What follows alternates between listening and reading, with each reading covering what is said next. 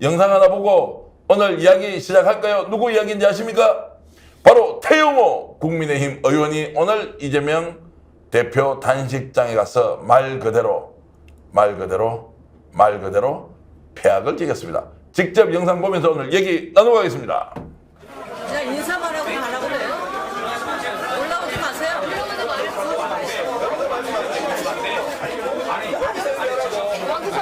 올라오지 마세요. 인사가 번호이 인사가 인사도 왜 아니 막지 마세요. 아니 대표님 만나서 아니 왜 그러세요? 대표님한테 다 우리 안 되고 압수도 안 됩니다. 왜? 네, 압수 안 됩니다. 너무나 감염되면 안 대표님께서 지금 단식을 하시기 때문에 보고 받으셨는지는 지금 저 장면 보신 분도 있지만 오늘 처음 또 이렇게 접하는 분들을 위해서 잠깐 설명을 하겠습니다. 이재명 대표의 단식장에 네. 왜 지금 태영호 의원이 찾아갔습니까? 저는 처음에 이 기사 헤드라인을 보고요. 뭔가 지금 여당이 전혀 손을 안 내밀고 있잖아요. 그래서 태영호 의원이 거기에 어떤 무슨 의미를 담아서 갔나? 전혀 그런 게 아니었습니다. 그 전날 하나의 발단이 되는 사건이 있었는데요. 대정부 질문 때 태영호 의원이 그렇게 이야기합니다. 후쿠시마 오염수를 정치적인 정쟁의 소재로 삼는 거는 세 주체가 있다. 북한 노동당, 중국 공산당, 그리고 대한민국의 민주당이라고 얘기를 합니다. 민주당 의원들이 당연히 가만히 있을 수는 없죠. 특히 박영순 의원이 물론 과도한 이야기일 수 있습니다. 북한에서 쓰레기가 왔네라고 대정부 질의장에서 외칩니다. 그 부분과 관련해서 태영호 의원이요. 지금 보신 영상이 그 다음 날인 오늘인데 이 단식 농성장을 찾아간 겁니다. 그러면서 이 박영순 의원에 대한 제명을 요구를 하는 거예요. 저는 대단히 무례하다라고 생각합니다. 이런 국민의힘의 어떤 태도에는요, 이 연장선상이 있습니다. 맥락이 있어요. 김기현 대표가 그렇게 얘기하더라고요. 이 단식에 대해서 저는 단식에 대한 정치적 평가는 엇갈릴 수 있지만 최소한 관종 DNA라고 얘기해서는 안 된다라고 생각합니다. 그것도 공당의 대표가요. 공당의 대변인은 스시 시켜 먹는 거 아닌지 의심스럽다라고 이야기합니다. 저는 우리나라의 정치 수준이 정말 이래서는 안 된다라고 생각합니다. 그 맥락에서 이런 뭐랄까요? 작태를 벌일 수가 있었던 거라고 생각합니다. 자, 일단 좁혀서 오늘 이 장면 구국의 촛불이 빠지신 김종대 전 의원 어떻게 보셨습니까? 태영호 전 행동. 글쎄 뭐 보시는 분들이 지금 뭐 탄식이 나올 거고 지금 여러 가지 지금 뭐 어떤 말씀들이신지 제가 잘 알아요.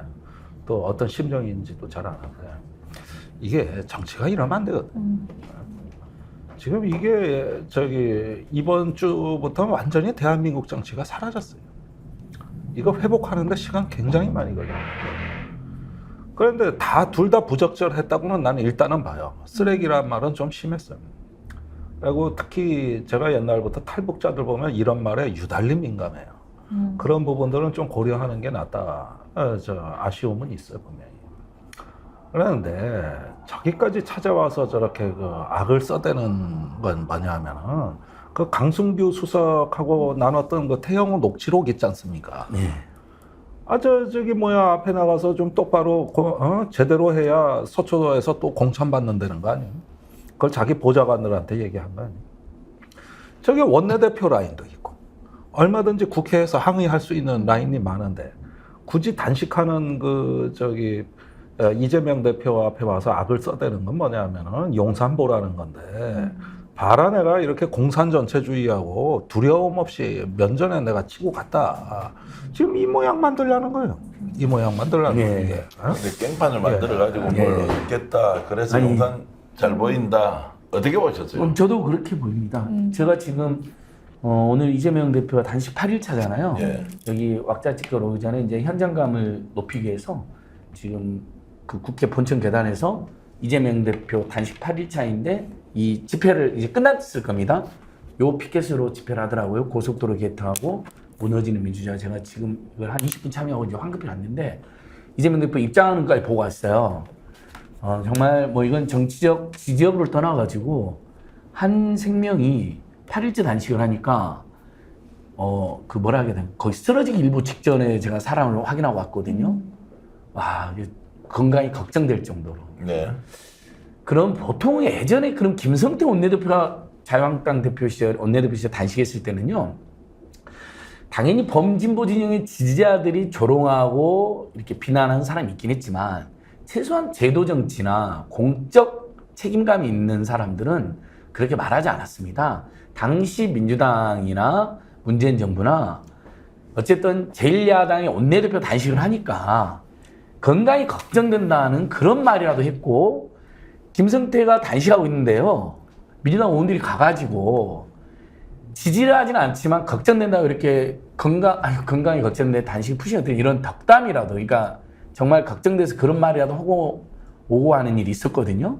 그리고 집권 여당이 결국은 국정 난맥상을 풀어야 된다 해서 사실은 저는 절대 해서는 안 될 특검을 해서 드루킹 특검을 받아줍니다.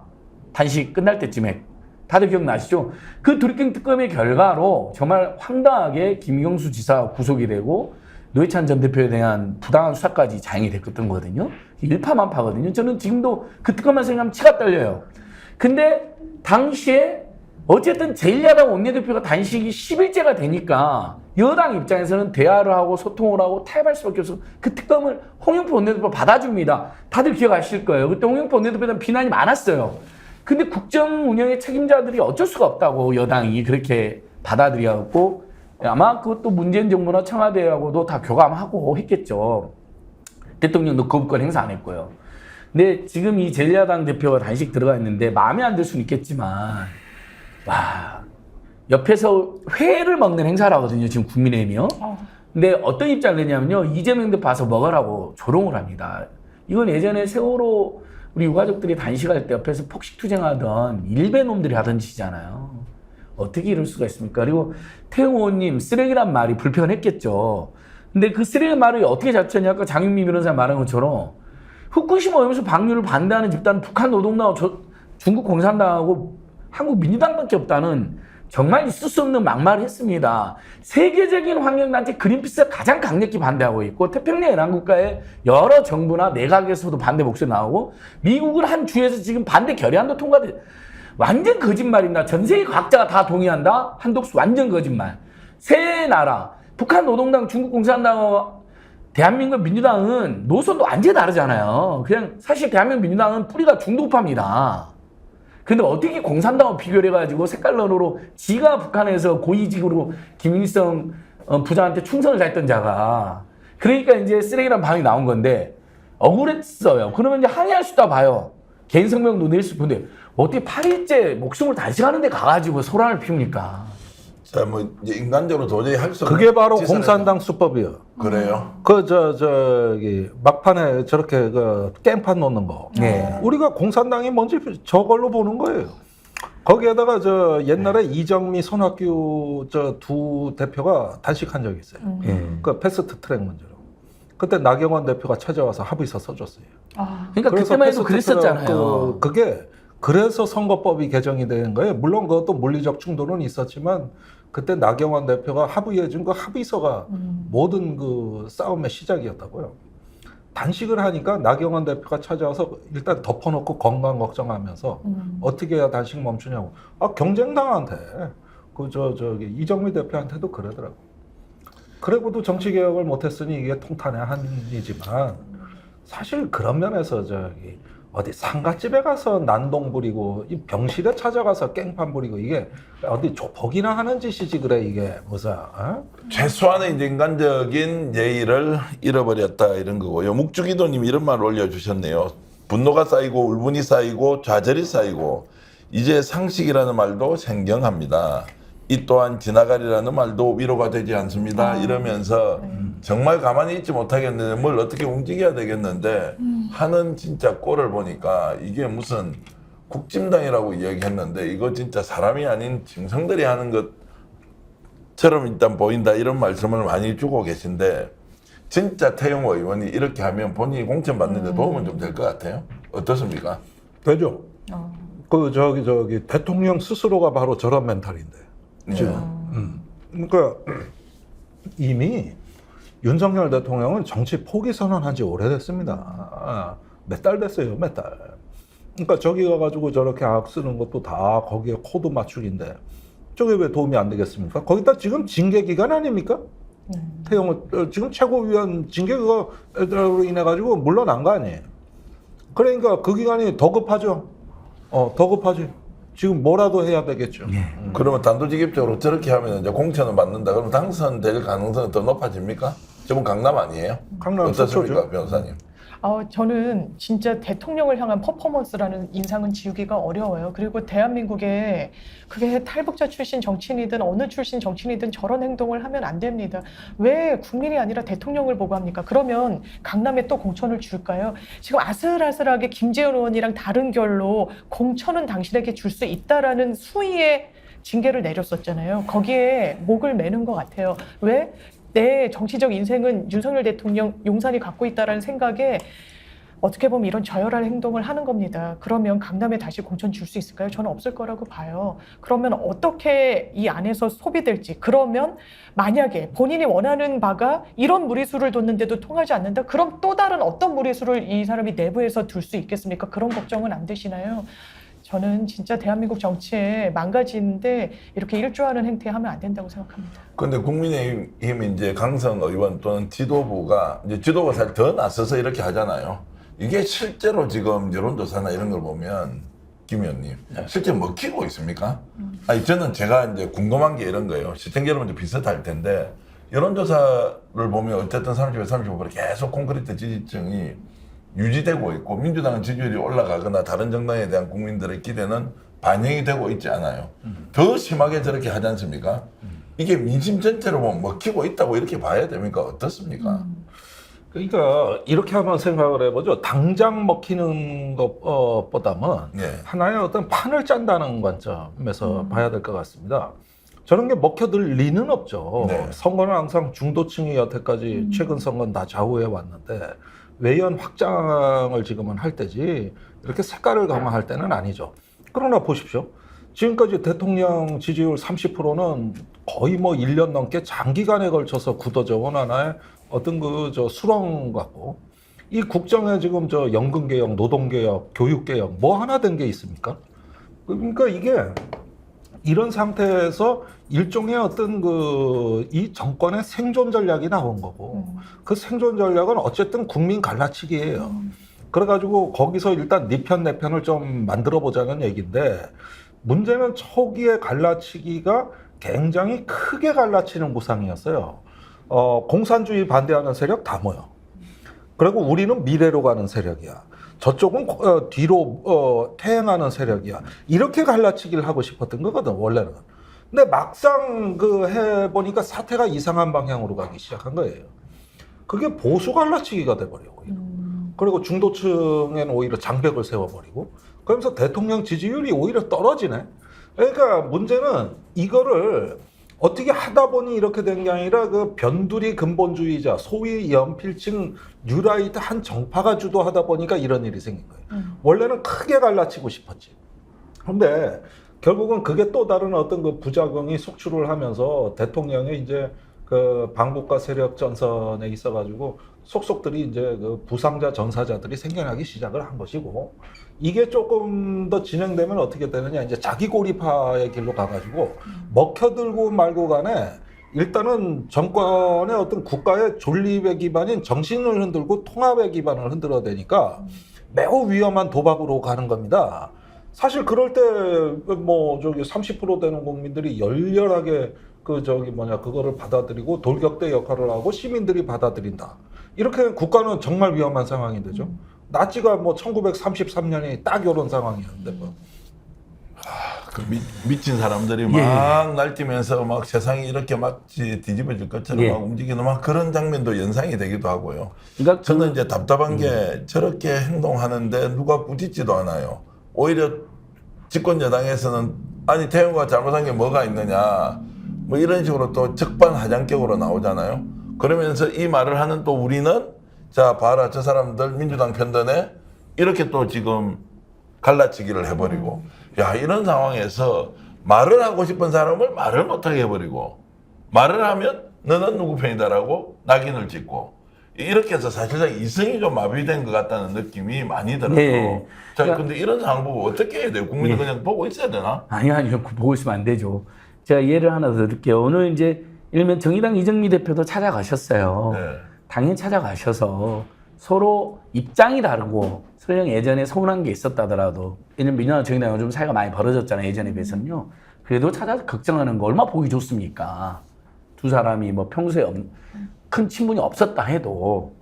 근데 지금 아까 제가 이야기하다 말았는데 김기현 등등 인천에서 회 먹으면서 이재명도 와서 먹으라 그래. 뭐 이런 말을 했거든요.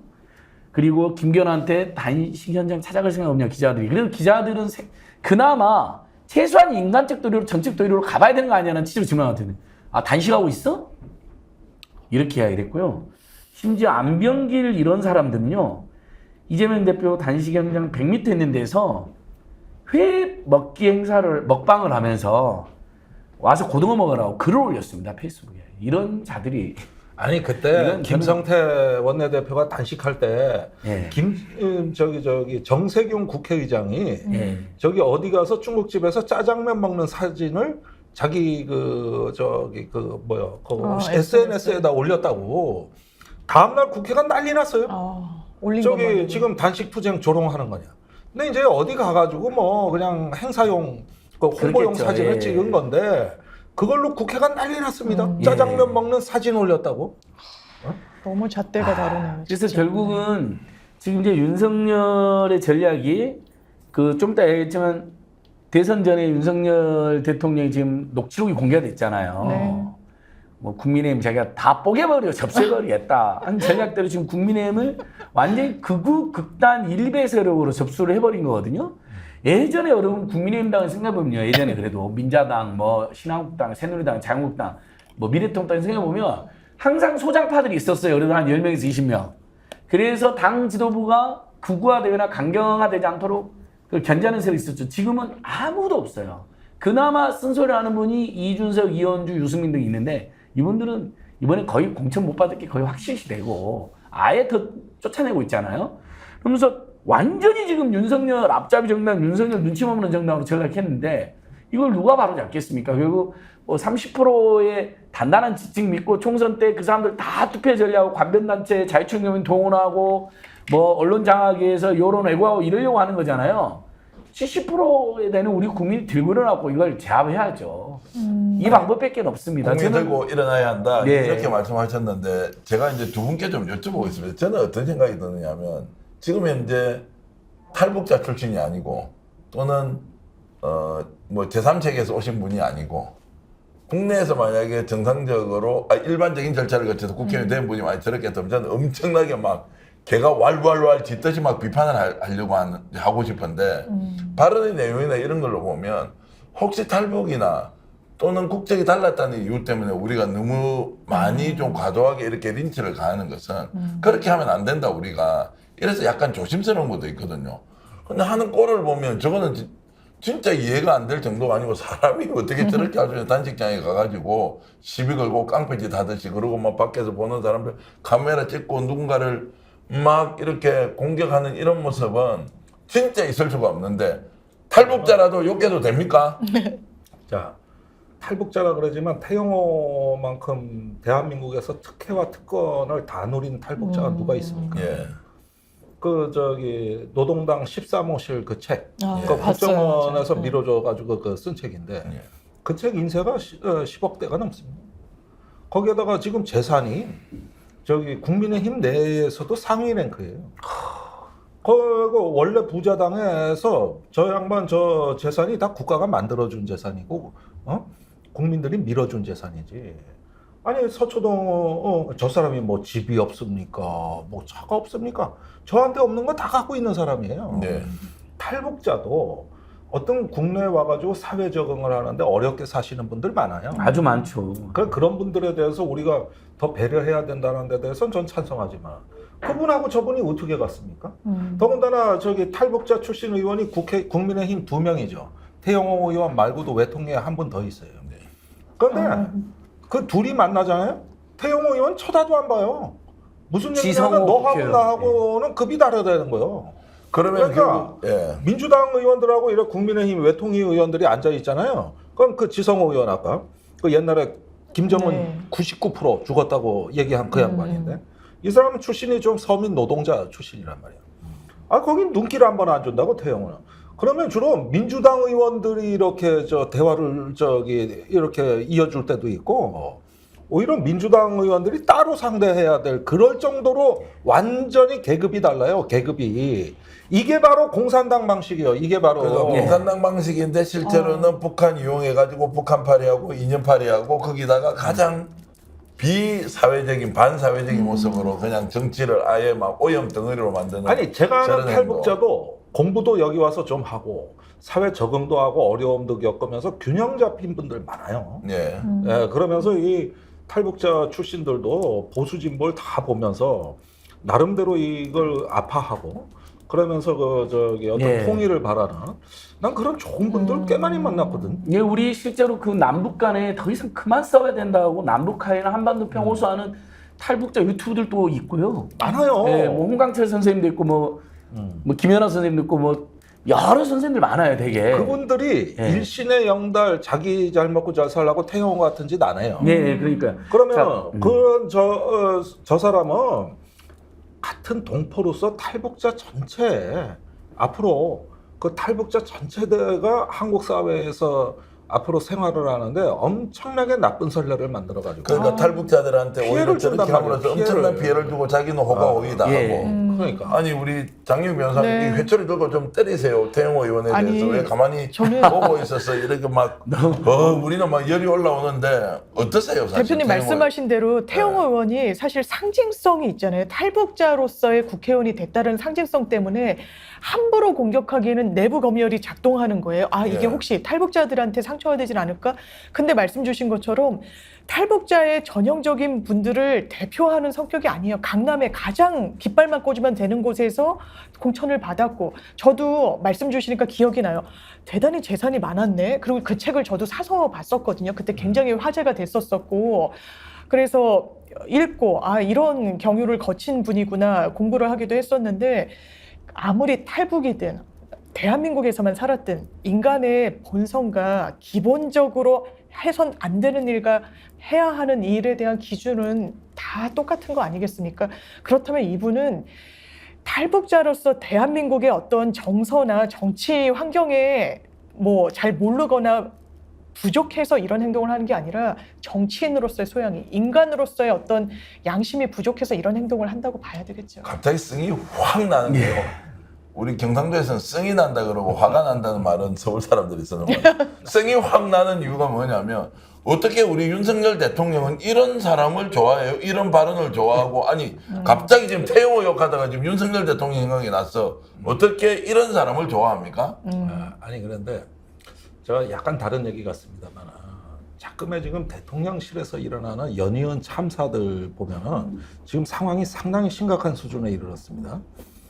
며칠 전에 안보실장 국방비서관, 안보실 2차장 국방비서관 잘랐어요. 네. 그런데 4월에 외교비서관, 안보실장, 의전비서관 자른 적이 있죠. 그때 레이디 가가하고 블랙핑크 예. 합동 공연이 무산될 쯤에 경로해가지고 처음에 의전비서관 자르고 두 번째 외교비서관 자르니까 이제 김성환 안보실장이 못 참아서 항의를 하니까 대통령이 면담을 해서 또 60분 중에 59분을 지 혼자 얘기하면서 외교라인 개판이다 엉망이다 이러니까 김성환이 그럼 저도 사표 내겠습니다 해서 3명이 나왔잖아요. 그 레이디 가가 블랙핑크 그게 뭐가 그래 중요하다고. 근데 경로했단 말이야. 근데 이번에는 4월에는 외교 라인이 아주 작살이 났다면 이번엔 국방 라인이 작살 났어요. 네. 그런데 이게 사유가 뭔가 보니까 그 해병대 그 사건과 관련해 가지고 일사단장 처벌에 대해 대통령이 경로했다. 이게 이제 외부에 알려지면서 큰 문제가 되니까 왜 경로했다는 사실이 외부에 알려진 것에 또 경로한 거예요. 경로한 게 알려진 게 경로되는 거예요. 이중 경로는. 그러니까 이번에는 이제 책임자가 안보실 지기자가 되는 겁니다, 이게. 그래가지고 외교 안보 차례로 작살났는데 그 사람들이 무슨 정책에 실패한 것도 아니고 그렇다고 해서 무슨 비리를 저지른 것도 아니고 다 보면은 대통령 신기 경호 못한 죄로 외교 안보 라인이 올 들어서만 다 작살난 거거든요. 그 실장부터 비서관까지 다 바뀐 거예요, 외교 국방이. 그러면은 지금 성정이 뭐냐 하면은 나도 오늘 뭐 한겨레 신문의 칼럼이 저녁부터 게재가 됐던데 이 대통령의 노기를 어찌할 것이냐? 이 대통령의 노기를 어찌할 것이냐? 굉장히 꼬라지 같은 표현이 아니라 녹이라고 하는 좋은 표현을 썼네요. 그러니까 경로가 경로를 낳는 분노의 연쇄 반응이 조절 장애로 지금 치닫다 그렇죠. 보니까 야당을 조지는 데는 시간이 걸린다. 그러니까 그건 막말 깡판으로 조지고 자기 새끼는 확실히 죽이더라고. 가만 놔두진 않아요. 이게 지금. 야, 근데 이게 이런 국가가 말씀은- 엄청 위험한 거야 지금 네, 이게. 그래서 굉장히 위험해. 그 역사 전문가 김준혁 교수는 연산군을 닮았다. 지금 그러니까 어디로 이 폭력이 그 자기 분노 조절 장애가 어디로 튈지 모른다. 이게 만약에 지금 부하들이나 남 탓이나 문재인 정부 탓이 아니라 그래 북한이 계속 알랑거려 한번 전쟁하면 싸워버리지 뭐 선제타기 해버리지 만약 이러니까 어떻게 되는 겁니까? 이런 걱정까지 할 수밖에 없는 상황이에요. 아니 저렇게 막 그냥 뭘 줘 패고 경로하고 막말이 나온다고 해서 저 사람이 성정이 강한 것도 아니요. 원래 말이 거칠은 것도 속이 공허해서 나오는 거라 내면이 가지고 허약해서. 그러니까 강약이 약강이긴 한데 진짜 위기가 나면 또 도망간다고. 이게 문제예요. 이게. 근데 지금 이제 시청자 여러분들이 두 분의 분석을 이렇게 김종대 전 의원님이나 지금 안진걸 소장님 의견을 들어보면 야 어디 뭐 들어볼만 또는 논리적 근거를 또는 약간 이 개연성 있는 추리나 이런 것처럼 이렇게 얘기할 수 있을까 싶어서 제가 말씀 좀 더 보태면요. 실제로 최근에 대통령과 함께 했던 사람의 전언에 의하면 대통령이 자기 감정 조절을 실제 못한다는 거예요. 그래서 적극적으로 뭘 지시를 한대요. 그럼 그 받았던 지시가 한 번쯤은 비서실에서 일단 필터링이 돼야 되잖아요. 그렇게 해서 이게 진위가 뭐지? 어떻게 처리하는 게 맞지? 이런 내부의 일종의 이런 정화 기능이 완전히 사라져 버렸다는 거예요. 대통령은 더욱더 급하게 적극적으로 뭔가 지시를 하고 이게 이행이 안 되면 책임을 물어야 되는데 이것을 조절과 통제를 좀 해줘야 되는 비서 라인이 전혀 움직이지 않는다. 그래서 이게 이야기가 밖으로 나가잖아요. 야 누가 나가서 그놈을 조져야 또 비서실이 그대로 건재하게 유지가 되는 거예요. 그래서 여기 이런 문제의 중심에 결국 김대기 비서실장이 제대로 대통령을 보위를 못해서 그렇다. 물론 그전에는 자초 지종이 모두 대통령으로 출발하는 것은 분노 조절 장애로 보일 수 있지만 결국 비서실 기능이 사실상 무너져 버렸다. 그래서 큰일 났다 이게. 이제 이런 이야기를 저도 직접 들었기 때문에 대통령이 지금 국정 운영 방식이 심각하다. 이런 말씀은 객관적으로 우리가 이해를 하면 되겠습니다. 분노를 왜 밖으로 표출하느냐 문제인데 사실 이런 게 있습니다. 분노의 감정을 표출하면은 욕은 먹는데 안으로 사귀면 우울증에 걸릴 가능성이 높아요. 그러니까 분노라는 감정이 있으면은 일단 좋은 일은 없는 겁니다. 그래서 왜 불경에도 나오지 않습니까? 검을 옥슬게 하는 것은 무엇입니까? 그러니까 분노다. 지혜를 무너뜨리는 건 분노의 감정에서 나온다 그랬단 말이에요. 그런데 이것이 이제 어떻게 처리되느냐 문제가 있거든요. 근데 지금 대통령은 만족감을 느끼지 않는다는 거예요. 어디서도. 네. 그러면서 자기가 어떤 수치심을 강요당하고 있다고 스스로를 생각해요. 그러다 보니까 분노를 폭발을 하고 누군가를 향해서 적대감을 막 표출해. 근데 문제는 이런 것들이 어떤 면에서는 허용되는 영역이 있는데 무분별하게 되면은 이제 진짜 위험한 상황이 오는 거죠. 아까 뭐 연산군 같다고 얘기를 합니다만은 실제로 지금 대통령의 성정으로 인해서 가장 큰 피해자는 대통령 주변 사람들입니다. 한두 명 당했습니까? 한두 명? 하루아침에 자고 일어나면 또 누가 없어져. 작년엔 대통령실 50명 잘랐어요. 그렇죠. 50명 잘랐고 올해도 딱 한 번 걸리면 원 스트라이크 아웃이에요. 한 번 경로하면은 몇 사람 모가지는 보통 양이라고 이게.